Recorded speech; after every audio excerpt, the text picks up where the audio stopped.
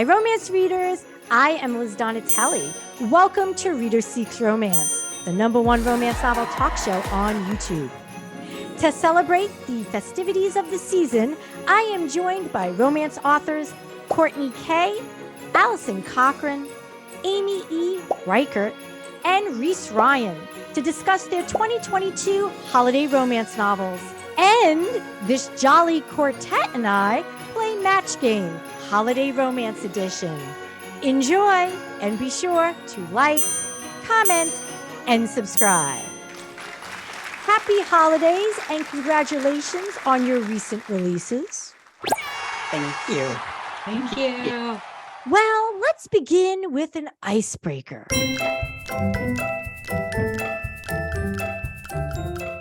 Tell me about a winter holiday tradition that you observe. I'm going to begin with Reese. I can't think of anything very specific other than watching Home Alone like 50 times. Okay, that's a tradition. We watch Home Alone repeatedly every single year. That's the only tradition like that I can think of. Courtney. I have a little family of 3, and we make gingerbread houses and decorate them and have a contest between the 3 of us, which is rigged for sure. Actually, my husband always wins. Over the years, my daughter is 11 now, and the houses have gone from me baking them from scratch with a Martha Stewart recipe, making the royal icing, letting it sit and harden, to where now I buy the pre-made and we hot glue that shit. Like just totally hot glued together. Just and we Nice. use all of our old Halloween candy. Oh, you use old Halloween candy. Oh, that's pretty this fun. year we don't have any, but you know, in the past we have. Oh, wow. So that is a tradition that we have. Nice. I like it. Allison, what's a winter holiday tradition? So also Home Alone is like a big part of it for me and my family. That and like watching Tim Allen, the Santa Claus, because I was like a 90s kid. But I think one of my favorite traditions is just like driving around and looking at Christmas lights. That's something we always did as kids, where we drive to neighborhoods where like they're real hardcore about it and like there's like contests involved. Yeah. And just like listen to Christmas music and look at other people's amazing light displays, especially now that I am an adult and I have like no energy to put up my own Christmas lights like ever. It just like haven't been able to like justify the time. So I love looking at lights though. Is that the same for you, Amy? You're already shaking your head. I do all of the above. Okay. This feels very familiar, but yes. Okay. All of the above. Anything to add to that?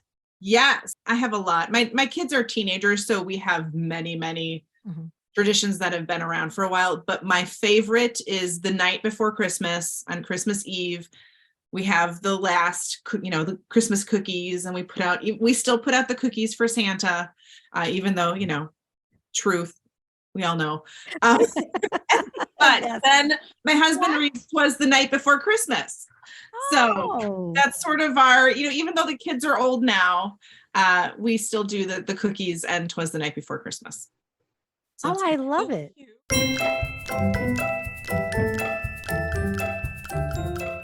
You have just scored a meeting with book club tastemakers, Oprah, Jenna Bush Hager, and Reese Witherspoon. They are giving you 2 minutes to pitch your holiday romance to them. Go. Okay. So Once Upon a December.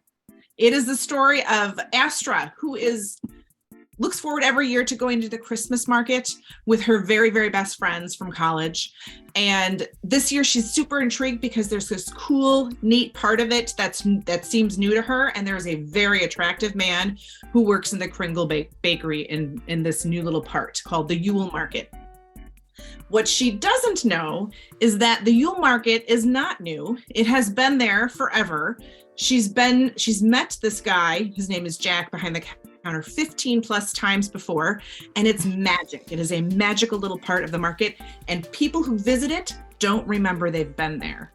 So this year, though, something different happens, and Astra starts to remember. So I don't know if that's 2 minutes or not, but hopefully they don't kick me out. No, that's okay. Oprah, Reese, and Jenna appreciate your brevity. Yes. Okay, so Oprah, Jenna, and Reese have just returned from their holiday cookie break, and they're ready for the next author to pitch their holiday novel. I'm going to go with Courtney. Go on in. They're waiting for you. I'm like, my palms are a little sweaty. And rightly they should be, given that Oprah is going to be in the room with you. I would die. In the Event of Love is a spin on the classic Hallmark holiday tropes, but make it gay. It's steamy, it's sapphic, it's small town, second chance romance. It's about an LA event planner named Morgan who has a major scandal in her career, a big PR blowout. She must take a fundraising gig back in her rustic home mountain town, where she finds that the owner of the tree farm she's there to save is the girl who broke her heart 7 years ago. So it has all of your holiday shenanigans and some kissing in the snow, lots of hot cocoa, with some spice thrown in. Oprah, Jenna, and Reese just ran to the bathroom real quickly, and they are ready to receive Reese. Go for it. That's funny because I got my pen name Reese from Reese Witherspoon. Wait, you seriously? That's actually what inspired me to pick Reese. Did anybody know that? Did anybody else know that? Oh, okay. Well, listen, I have to just stop for a minute and find out. So what was it? Did you watch a Reese Witherspoon movie and you're like, oh, I like that? Well, I do absolutely love her and her movies and stuff, but it was just that I was looking for something that had the same initials that I did. And so like, I was trying to keep it simple. And I might've been like watching a Reese Witherspoon movie or something. And I'm like, that's what I'm going to go with. So that's actually where the first name comes from. Oh, really? Well, then that means you have a competitive edge over the others. So Reese is really going to be paying it. So you really have to smooth Oprah and Jenna in this one. You really have to appeal to them with your pitch. The little town of Magnolia Lake's prodigal son, Julian Brandon, has to return to do his obligatory term as the town doctor, and en route on a plane he meets the woman whose father has bought the local vineyard unbeknownst to her, and so they end up in a series of meetings. I don't want to get too much away, but they end up in a series of meetings, one of which might include a family of bears. A family of bears. And along the way, they end after he saves her a couple times, she just decides to return the favor by pretending to be his fake girlfriend to keep everybody, all the wife hunters or the husband hunters in town, away from him while she's there. And they sort of fall in love. So that's my little spiel for that. Reese has just finished hugging Reese Ryan.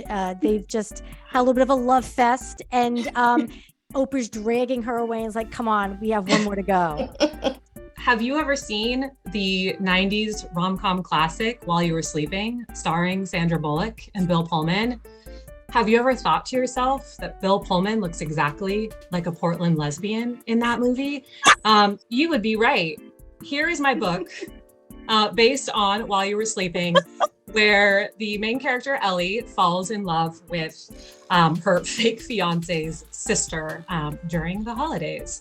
And so it is, about a disaster bisexual artist who's having a quarter life crisis. Essentially, she's been fired from her dream job and she's broke and her life is kind of a mess, and she does not enjoy the holidays because she has a pretty estranged relationship with her parents. And through circumstances, she is offered an opportunity to marry this man in exchange for money. He is set to inherit a lot of money if once he is married, because his grandfather passed away, and she is desperate. So she says yes. And when they go to his parents' house for the holidays, they discover that his sister unbeknownst to her, is someone from her past who looks like lesbian Bill Pullman. Wow, wow, wow, wow.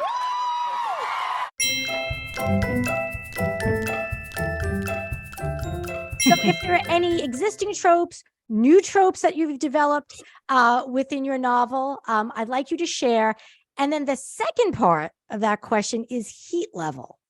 And I've created a holiday appropriate heat level meter. I don't know if any are new, but they're kind of subverted, I would imagine. So we have the like city mouse, country mouse, lumberjane in really great jeans. We have only one tent. Let me see. I think I already said second chance. We have small town, found family. Yeah, I think that pretty much covers the big ones. Nice. Okay, now the second part of that question is heat level. And here's the heatometer. It is ho ho hot, spicy gumdrops. And I'm talking, remember those the old school spicy ones Yeah. where they all just burn? Like my grandma always had them in a little ball. I was like, I don't know why I put myself through this. Yeah. Warm gingerbread and then snuggled by the fire. So ho ho hot, spicy gumdrops, warm gingerbread, snuggled by the fire. Those are the four heat categories. Which of the heat categories applies to in the event of love? I would say probably between ho ho hot and spicy gumdrops, depending on taste. Gotcha. Very I good. can't say some of them because they're spoilers. Oh, now that's intriguing. So I can't do that, but I think magical amnesia. I don't know if that's a real one, but it is. I think amnesia is a legit trope, isn't it? Amnesia is too. So I'm making a twist on it. It's magical not, amnesia. Yeah. She doesn't remember this place. Yeah. There's brothers at a bakery. That feels like a trope. Falling in love through space and time. Outlander does that a lot. Would you also say Brigadoon? It would be yes, 100%. Okay, that's what I was thinking. Yeah. Yeah. And then it's not really love at first glance, but it kind of is. So okay. All right. Every time she sees him, it's the first time.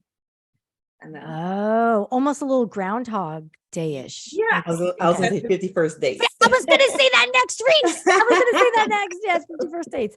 Okay. Both of those were taken in. Yeah, so those are kind of some of the tropes. Okay. And what is the heat level? And if you'd like, I can repeat the I wrote it down. Oh, good. I'm old, I forget things all the time. Okay, I appreciate warm gingerbread, I think. Warm gingerbread. I always say it's closed door. So they start smoochy times and then close the door. It gets warm. Okay. So trope wise, kind of like Courtney's, a lot of them are subverted. So like technically it's like a fake dating marriage of convenience trope, but like, oops, instead of like falling for that person, she falls for his sister. It has like a lot of classic Christmas tropes. So there's like snowed in, there's some only one bed thrown in there. Nice.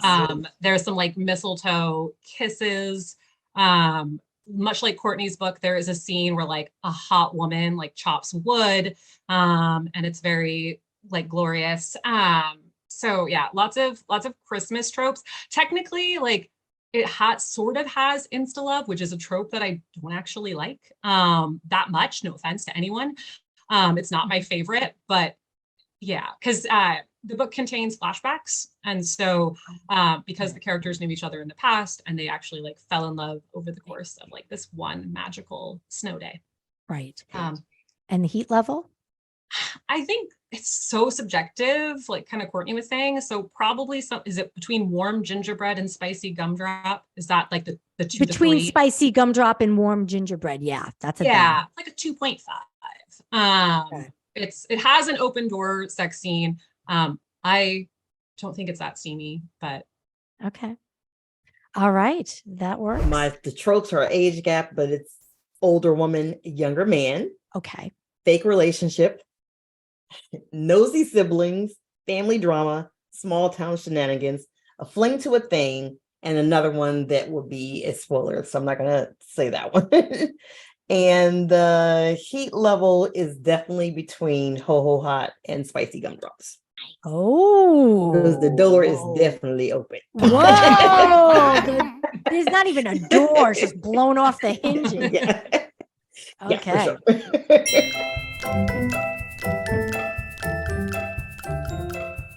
So I am going to pick a page number between 1 and 15, and then you'll read it. Now, if it requires some context, you can share that. But so one page between 1 and 15, I'm going to pick the number. I like this approach. Yeah. Why, thank you. Well, Amy, because you are so complimentary, I'm going to let you go first. Let me go with page 9, Amy. Okay. Let's go with page 9. Okay. So page 9 is the beginning of the second chapter. Oh. So I'll just start reading. Okay, go for it. The first chapter is you get to meet Jack. And this starts with Astra's perspective. With a name like Astra Noel Snow, of course Astra loved Christmas. The twinkly lights, the smell of pine and cinnamon and fresh-baked cookies, picking out the perfect wrapping paper for each present. Unlike any other holiday, Christmas was a season, nay, a state of mind, and Astra fully embraced it. With a closet stuffed full of Christmas sweaters, she also possessed earrings depicting every form of Christmas iconography, from sparkly stars to wise men to jolly Santa heads, and no less than a dozen Santa hats in varying states of holiday bedazzlement. She began decorating her house the day after Halloween, culminating with cutting down and decorating a Christmas tree the day after Thanksgiving. A Fraser fir, of course, preferably a not quite perfect one. A decorated tree marked the true beginning of the holiday season, from Thanksgiving all the way through the new year. Everyone was jollier, sparkling lights on every house made the long winter nights more beautiful, and every morsel of food evolved from mere sustenance to celebration. Courtney, to the first page. Chapter 1. I jab my purple Manny at archive email and hope management at Peak Perk feels the sting of lilac lover through the interwebs. Fern Falls, like some cafe could lure me home after 7 years. Funny how Dad talks about me when he can't be bothered to send more than a text every other week. The 5-hour drive between that minuscule mountain town and Santa Monica is a freedom I won't surrender, and I'm booked at least through bridal season 2088. If it isn't Morgan Ross, a voice booms above the roar of the bar. A collar of white chest hair peeks out from Frank's big Wave Daddy tank top as he leans across the counter to swipe at a glob of something that might be salsa. I should have had a second glass of wine prior to coming here. Bartender Frank is a buzzkill. I banish my cursed android to my pocket before it summons more ghosts from my past. Frank, I tilt back, praying to the core workout goddess I don't topple off this bamboo stool. What's it been? A year? So you did the voices. You did voices, which I applaud. Reese, I'm going to give you page 12. Okay. And that's funny because I thought we were all going to get the same page. So I'm like all reading it and getting set. Oh, no. Oh, I'm sorry. That's okay, Have I that's thrown okay, you? that's okay. Do you want a few seconds to look at? No, I'm mixing it up. No, that's okay. I'm good. I'm good. You're right. Okay. Okay. So, So page 12. This is a Valentine for Christmas. Okay. All right, page 12. Go for it. So page 12 of Valentine for Christmas. Let me go back. They're on the plane. They've seen each other in the airport, and now they're both, but they didn't speak in the airport, and now they're on the plane. Ma'am, you'll need to take your seat. The flight attendant's bright smile did little to mask her irritation. I will, the woman propped a hand on her hip, as soon as this gentleman gets out of my seat. Sorry, thought I had the row to myself. Julian unbuckled his seatbelt and stepped into the aisle so the woman could get to her seat. The flight attendant gave him the evil eye, then moved to help an older couple searching for space in overhead bins. Sorry, Julian said to the woman who was buckling her seatbelt as she stared out onto the tarmac. When they shut the door and no one was here, I assumed that you'd hit the air travel lottery and had the row to yourself. Her lips twitched with a hint of a smile. She tucked loose strands of her hair behind her ear. Given the situation, I would have made the same assumption, but I was here just in the restroom. She dropped her gaze, and he wondered if beneath her rich, dark brown skin, her cheeks were flushed. When I'm traveling alone, I don't like leaving my things on the seat unattended. Understandable. He nodded. After an awkward bit of silence, he extended his hand. I'm JB, by the way, and I'm usually not a seat stealer. Her smile broadened. She shook his hand. Chandra. Pleasure to meet you, Chandra. He realized he was smiling like a goober and still holding her hand when she gently tugged it free. He cleared his throat and focused intently on sticking his phone and tablet in the pocket in the back of the seat in front of him. Chandra reached into her bag and dug out a pair of premium over-the-head earphones, a clear sign, if ever he'd seen one, that she had no intention of engaging in conversation. Message received. Nice. I liked there was some sass. Like I felt the character coming through. Well done. Allison. Yes. What page should I give you? Mine starts on page 3. So just thank you anywhere for after that. Thank you for Yeah. that heads up. Then I'm going to give you page 6. Okay. So for context, the book opens with a flashback. So it is like Ellie, the main character, and also a Jack, the hot lesbian. And they have been trapped together on a snow day. And it's like in the middle of that time. So yeah, I'll just start in it's this. I don't turn back into a pumpkin when the clock strikes midnight. Yes, she smirks, but maybe I do. Besides, I'll want to have a photo of you when you're a famous filmmaker. Academy Award for Best Animated Feature is part of the 10-year plan. 20-year plan, I correct. I don't want to be unrealistic. Ellie, she says, her tone surprisingly serious. I have full faith that you will accomplish whatever you set your mind to. Now, she holds up her phone again. Look like you don't want to murder me, please. I drop my arms limply to my sides and shrug as if to say, like this. She shakes her head. No, show me you. This does not capture your essence. I am not sure you've known me long enough to comment on my essence. She eyes me through the phone screen. I know your essence is not an awkward shrug. Are you sure? An awkward shrug could definitely be my essence. She makes a restless, impatient sound with her tongue, and not knowing what else to do, I lift my arms in the air like a standing snow angel, and I twirl on one foot in a slow, sweeping arc in the middle of the bridge. Eyes closed, tongue out. How was that? I ask, slightly dizzy and struggling to reorient myself. She studies her phone with an unreadable expression, then takes a step closer to me. Here, she shows me.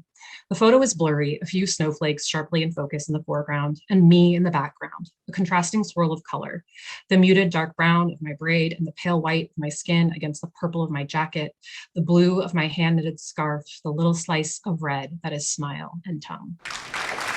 You all did such a good job of really making the characters come to life. Very good. Excellent. Well done. Well done. Thank you. You've got holiday and you have romance. Is there a holiday to romance ratio that you followed in writing your novels to ensure that the holiday fanfare didn't overshadow the core romance? Like, every time someone licks a candy cane, you're like, oh, I have to have a few kisses in there. Like, do you have how do you keep that balance without, it becoming so holiday heavy that people are like, oh, there was barely a romance, So did you have any guidelines that you followed to balance that out? I don't think I thought about it when I was writing, but in hindsight, I do think that one, it's set at Christmas, so it's just going to be there no matter what. And it is in a Christmas market for good portions, but I really put I did focus a lot of my Christmas scene dressing in the beginning of the book. So it's still kind of there throughout. It exists, but the description that I read, that is really in the first couple chapters and is not something you see later on. So I think I subconsciously put it all up front and then focused on the romance and the story going forward. Okay, so you front loaded the holiday content. I did. Okay. Yeah, I gotcha. There's like the Hallmark movie, like it's on a Christmas tree farm in a Christmas town, blah blah blah. And then there's Die Hard that's set at Christmas. I'm much closer to Die Hard set at Christmas. The story is set at that time of year, and so I had to be more conscious. Oh, okay, I need to throw something in here at this time of, because it's this time of year and it's the holiday and stuff. So it is definitely not snowmen everywhere and reindeers and stuff galloping through the town. It's definitely more, it's set at Christmas time. And then you have these Christmas elements, like their first kisses under the mistletoe, even though it's well before Christmas and things like that. So, and then there's some things about Christmas that are important for him in resolving his feelings about his father, who he lost, who loved Christmas. So there are those elements, but definitely it is more focused on the romance. Gotcha. Okay, very good. Courtney, did you follow a particular recipe for balancing holiday in the romance? My entire goal was to make it feel like you were having a Hallmark movie roll through your head. And what I love about Hallmark movies is that if you look in each scene, there's always something in the background. There's something on the table. There's something, like a brooch. There's something that is a little decorative element that brings in the warmth or the essence, Alison, of the season. And so I tried to kind of imbue each scene with little elements like that. And I think the really, really fun thing about doing a holiday romance was you could get away with being extremely whimsical and not have it be speculative fiction. So it was fun to have a little fairy shop or a little, nothing against speculative fiction. I love speculative fiction, but because mine was contemporary, it was still fun to bring in those little magical elements that were still contemporary. Yes, I love it. So always having a little bit of something as a touchstone, like, oh, there's a little something in the background to kind of bring you back to remind you, oh yeah, without it, taking over the scene, without it chewing the scenery. I actually, like, to sound like a total Grinch, did not really set out to write a Christmas book. Like, that wasn't my intention. I literally just was like inspired by one of my favorite movies, While You Were Sleeping. And that happens to be set at the holidays. And so when I started drafting, I was like, yes, it has to be at the holidays because like Sandra Bullock said so.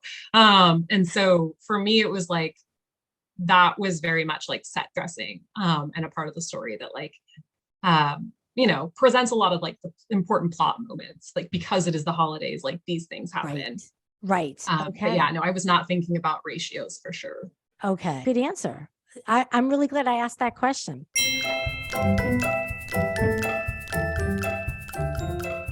But I assume that none of you wrote your novels during the actual holidays?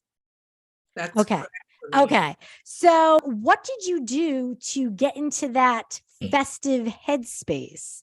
Movies, music, did you dress the part?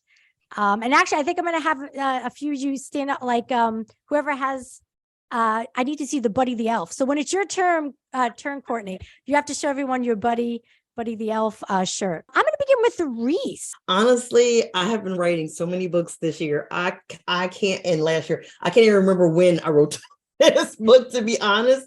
I can't remember what time of year it was at all. So I doubt that I did anything specific to get into the mood for it. Okay, so you were able to capture the Christmas spirit just as you were writing. You're like, I don't need to prepare for this. And whenever I'm doing anything, writing any kind of scene, like if the characters are in a hotel room, like I can't just say it's a hotel room. I have to look up a specific hotel room in Vegas and have that in my head. So I'm sure I did something to like put me in the mindset of, what the town looked like and the decorations and things like that. But I couldn't tell you what it was. Gotcha. Amy, what did you do to get into the headspace? Did you wear the fedora? I did not. Oh, I that interfered with my writing updo that I always have when I'm, writing. The hair has to go up. I don't know. Gotcha. Oh, let's see your shirt, by the way. I see that there's some kind of festive stuff mine going is on. also a Buddy the Elf shirt. His 4 food groups of candy canes, maple syrup, candy corn, and candy. I love it. Okay. So to get in the mood for me, because I probably started writing this in the spring, I was listening to Christmas music. But by the time I got to revisions, it was Hallmark Christmas movie season, and I probably watched 50 plus Hallmark or other Christmas movies last year. Like I have seriously, I wrote it all down. I rated them. It was very intense. And that actually was really nice because I tend to write very short drafts. So I really just focused on the story the first time. And then once I got into revisions, that's where the mood really was important. So the Hallmark Christmas movies and the Christmas music really informed that. Wow.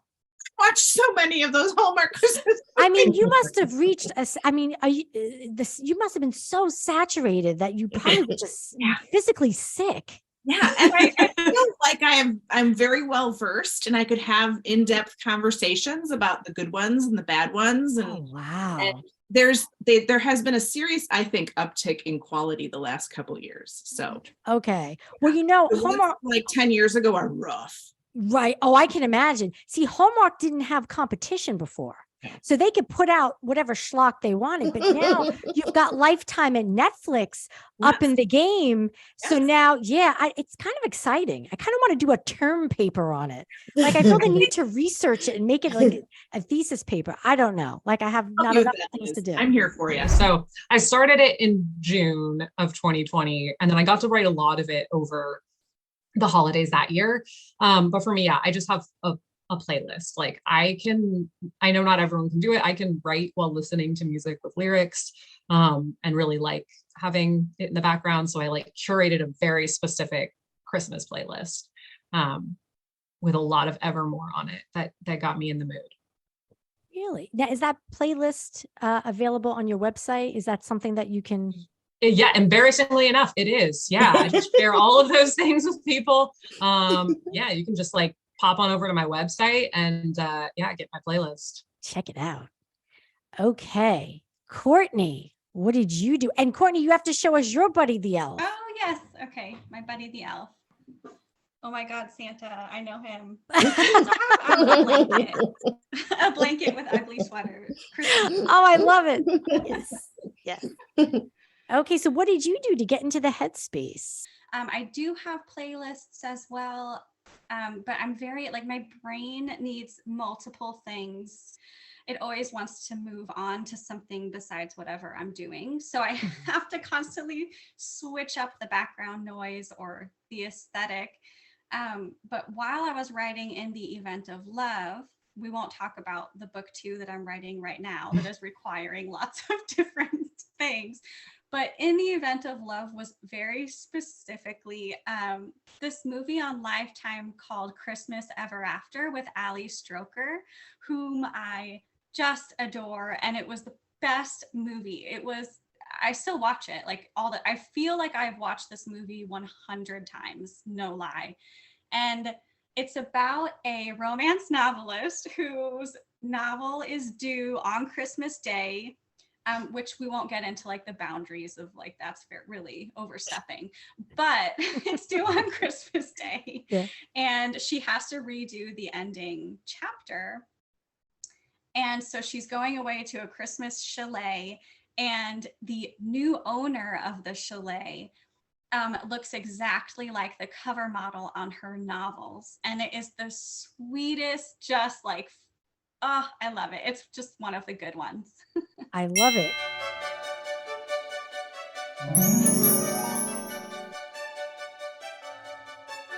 I'm going to throw out some holiday romance scenarios, and you'll give an answer, as you'll see, and write it down. And when we share it, when there's the big reveal, we'll see who matches. And if you match, you get a point. If you match with me, you get double points. According to Us Weekly magazine, a new holiday-themed sexual position has been invented. It's called Unwrapping the Blank.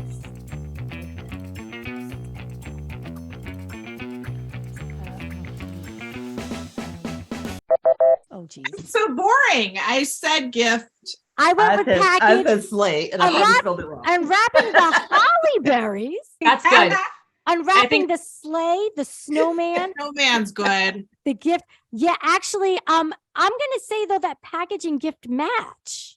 I couldn't get the song "Dick in the Box" out of my head. know. You know what, Amy? You get 2 points because you matched with me. So, okay. Name an item associated with the winter holidays that you would throw at your enemy before they become your lover. And it can't be snowballs.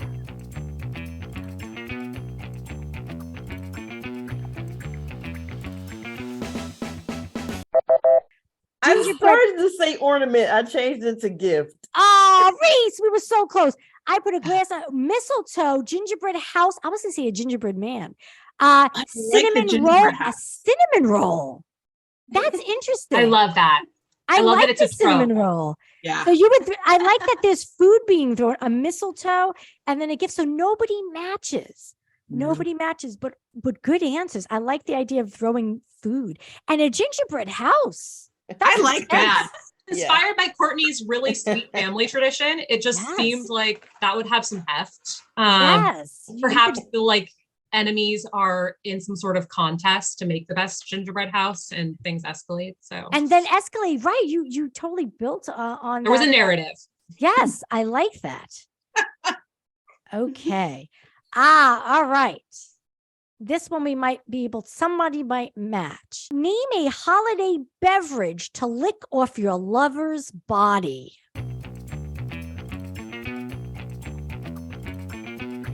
Beverage, not body fluids. Oh. Is that what you were going to write, Reese? No. Dirty. No, not at all. Dirty. That escalated quickly. Yes. What's going on over there? Hot chocolate. Oh, peppermint schnapps. Actually, that's a good one. I was trying to think of a peppermint.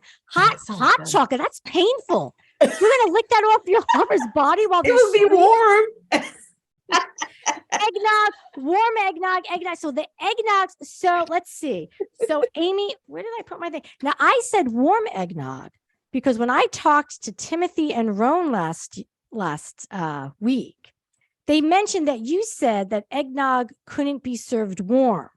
You're gonna me. Yes, 'Cause Allison. I stand on record saying that it is a cold beverage. 100%. 100%. It's a cold. Yeah. But it Team can be cold. drunk warm because I looked it up. There are people. Have you who- had it though? That's disgusting. I haven't you- even had cold eggnog. You Like, I don't trust take it? Like I stand by correcting that in Timothy's book. I 100% have no regrets. Okay. Because Okay. real eggnog, you don't want warm. It's got eggs, like raw egg. Yeah, it just I don't That's not right. think so. No. It'll cook.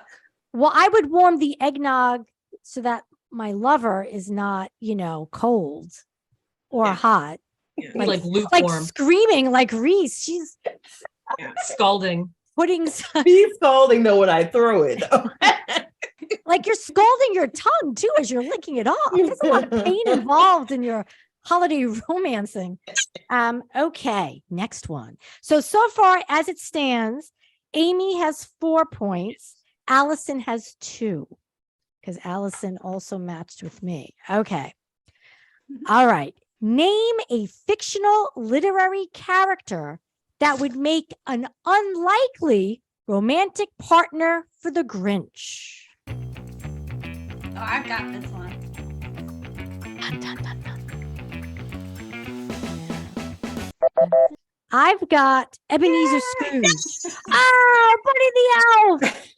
I agree Cruella. with it. Oh, Cruella and the Grinch. So you went Disney. That looks good. Buddy the Elf is way better. I love Reese, that. what Way better. That Yes. is the grumpy sunshine pairing we all deserve. So I'm really That's into perfect. I put Ebenezer Scrooge because I felt like you would never think 2 people that hate so hard would love so deeply. it. I love Reese, what did you put? I didn't Jane Bennett. Oh, yeah. actually. So That would be Grumpy Sunshine. That's a good grumpy sunshine. Yeah. So let's see. So that I keep writing the score and not finding it. Okay. So I that's think Amy's in the lead here. Amy got another one, and then now Courtney is in the game. Courtney has one. Okay, so Amy's got 5. Allison's got 2. Courtney has 1. Reese is not on the board This yet. is just confirms that I am a special kind of badass oddball, and I love that for me. I love it too. So the last one is name something lovers can do underneath the mistletoe other than kiss. Liz. On the lips. I guess All I should say. Other than kiss on the lips. All right, there's only one answer. There's only one clear answer. There's only one. Yeah, but am I allowed to Write it. You can write it. Let's reveal it. Okay, recite poetry to each other, then both. Holiday oral. You said there was only one right answer, but I thought reciting poetry to each other sounded lovely. I do too. Aw. Unwrap each other. So good, Courtney. That's Unwrap amazing. each I other. like yours. I love like the it. poetry. So just like a Flawless. strip tease, and then you've got a Smexy Times, aka FUCK. Now listen. Now I feel though, first of all, that Reese and I kind of match because 69 This does is true. involve This is oral, true. and it also involves screwing or effing, FUCKINGing. But then also you do mention boning, and then unwrapping each other is it's the intention of sex, I would assume. Or you just had some interesting fun To times. paint each other naked under the mistletoe. Yeah, you know what? Yeah. I'm gonna say that 69 and the oral are close. I'm gonna say that we match. So Thank you very much. Reese, I got you on the board. You Yeah. got 2 points. And again, why do I keep losing? I literally have nothing else on my desk. Okay, here we are. Okay, so Reese 2, Courtney 1. Courtney, you and I never matched, but that's okay. You had much better answers than I did.